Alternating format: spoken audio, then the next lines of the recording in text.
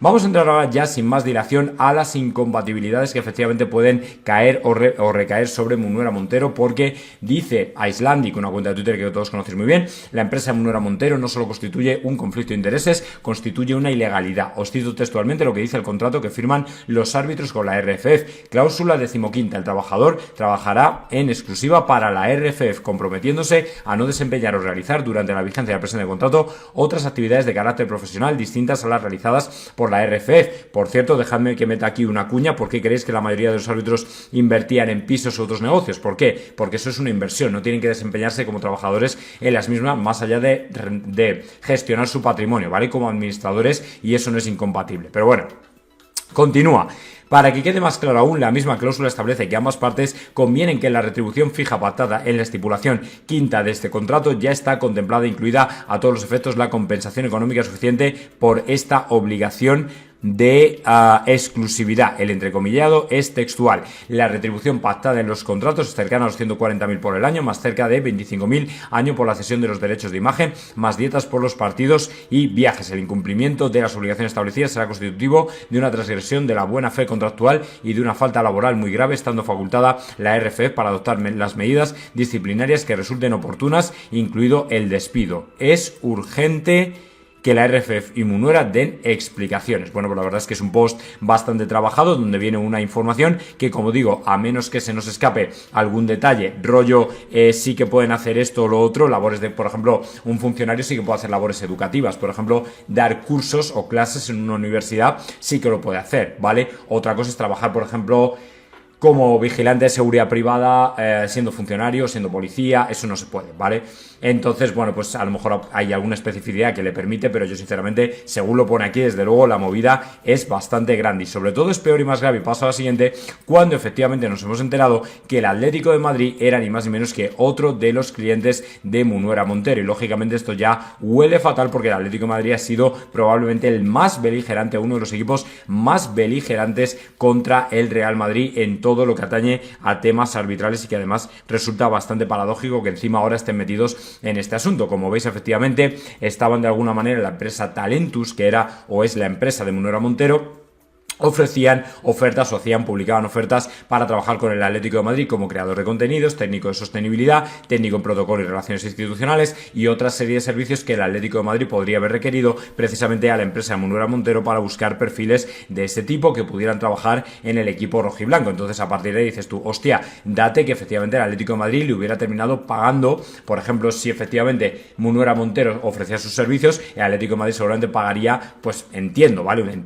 una cantidad, una comisión o un lo que sea por un servicio para que le consigan gente que necesite o que, bueno, sea experta en esos servicios que el Atlético de Madrid requiera. Así que a partir de ahí dices tú, hostia, macho, esto huele fatal. O sea, tiene pinta que efectivamente el Atlético de Madrid podría haber estado pagando junto con el PSG, el Manchester City y otros equipos a Munuera Montero, pero es que el de Atlético de Madrid es un caso flagrante, porque en definitiva terminas arbitrándole, porque todavía el PSG y el Manchester City es más difícil, pero ya un Atlético de Madrid que efectivamente y de alguna manera está en la liga y le puedes terminar arbitrando, yo personalmente creo que si no hay conflicto de intereses, entonces ya no lo vamos a encontrar jamás en la historia, y desde luego creo que efectivamente esto podría conllevar una sanción por la incompatibilidad, pero ya no solo porque sea Atlético de Madrid, sino porque, como hemos visto antes, si efectivamente hay una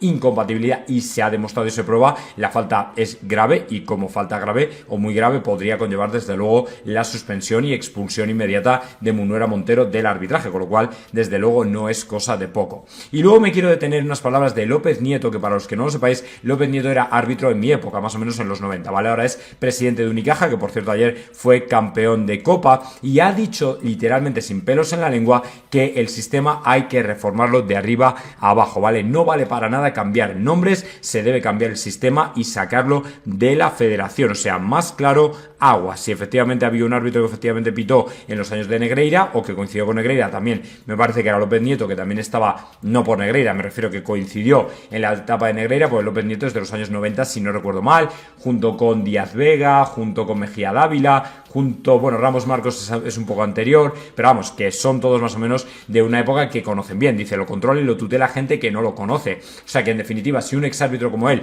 de ese tamaño, y además López Nieto era uno de los mejores, para ser sinceros y ser honestos. Entonces, si un árbitro de su talla, lógicamente, te está llamando la atención al respecto de lo que está sucediendo con el tema arbitral, yo creo que es una opinión que tienes que tener en cuenta, ¿vale? Que tienes que tener en cuenta y que tienes que poner en valor precisamente para decir, oye, que es que aquí está pasando algo tocho, ¿vale? Aquí está pasando algo gordo y probablemente vamos a tener algún jaleo si efectivamente la cosa no cambia, se orienta de otra manera, porque la gente o muchos clubes de hecho se van a terminar quejando. Por ejemplo, Maroto comentaba efectivamente que el Leganés se ha quejado también, porque en definitiva la victoria del Español sobre el Real Madrid le permite acercarse aún más, con lo cual lógicamente también es un perjuicio que le hacen. Entonces, de alguna manera, yo creo que hacen bien en quejarse, hacen bien en levantar la voz. Cada vez son más los equipos que se niegan a ir en la alianza de Tebas contra el Real Madrid o anti-Real Madrid. El Zaragoza, la Real Sociedad, el Alavés, el Leganés ya están alzando la voz contra el sistema arbitral y quieren un cambio. Así que bueno, pues ojalá que efectivamente así sea, que todos lo veamos, que sea para bien. Ahora ya, como quede la cosa, pues veremos a ver, porque en definitiva esto es bastante inusitado. Luego, ya para terminar, evidentemente os tengo que enseñar la clasificación sin VAR, porque efectivamente si no hubiesen tomado las decisiones que han tomado, que han perjudicado claramente a través del VAR al Real Madrid, el equipo blanco iría primero con 5 puntos de ventaja sobre el Atlético de Madrid y 9 sobre el Barcelona. Pero como veis, la primera Real con VAR, de la que se ha beneficiado el Barcelona porque han perjudicado al Real Madrid, pone al Real Madrid segundo, empatado a puntos con el FC Barcelona, 51 puntos.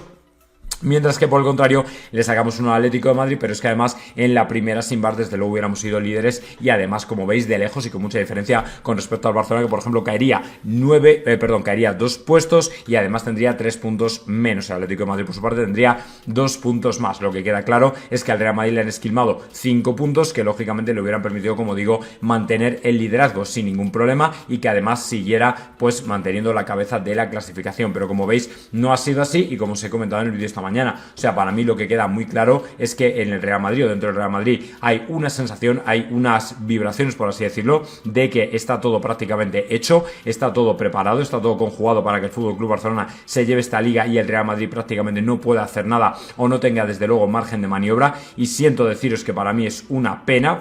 grandísima, pero honestamente creo que no vamos a poder hacer absolutamente nada, que esto es lo que hay y que en definitiva hasta que no llegue la Superliga pocos cambios va a haber, ¿vale? Así que nada, como digo, esta tarde estaré entrevistando o colaborando con Joaquín Maroto del vídeo, que seguramente será bastante más largo, será de unos 40 o 45 minutos aproximadamente, donde vamos a recorrer absolutamente todos los temas, no solamente el CTA, no solamente Federación, también los interiores de cómo está la directiva ahora con el tema arbitral, lo que ocurrió ayer en la reunión lo vamos a desgranar de cabo a rabo, vamos a hablar de la Superliga, si va a haber precipitación, si no, si se va a sacar antes, por supuesto del equipo, de la plantilla, del entrenador, de Xabi Alonso, de rumores, de fichajes, vamos a hablar de absolutamente todo para que lo disfrutéis, ¿vale? Así que os espero mañana, no os lo perdáis.